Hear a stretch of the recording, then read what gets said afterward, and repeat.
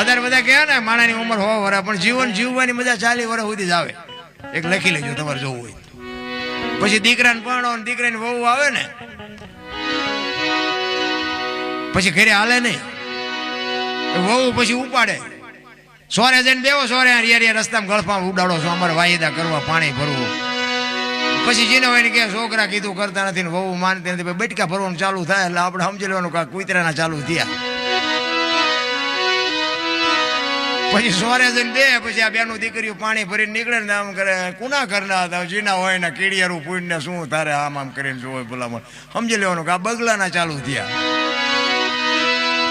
પછી છેલ્લે બીમાર પડે ને પછી આપણે ખબર કાઢવા જાય ને ત્યાં આપણને આપણી પાસે બાપુ રગ હે દરબાર ભગવાનને કંઈક અરજ કરો, મારી દોરી તાણી લે, હવે આ ભેદના મારથી જીરવાતી નથી. ત્યાં આપણને એમ થાય કે આવેલા છેલ્લા સોર્યા સી ચાલુ થયા. આપણે કેવું પડે કે હજી અહીંયા ફીનલા છે, વીટાળી રે તારે તારી દોરી ખેંચે ને. જીવન જીવવાની બાપુ. અને એમાં બાપુ જે ભજનાનંદી મહાપુરુષો થઈ ગયા એને તો બાપુ છેલ્લા શ્વાસ સુધી મોજ કરી છે. એને બાપુ કૂતરા બગલાનું કઈ આવતું જ નથી.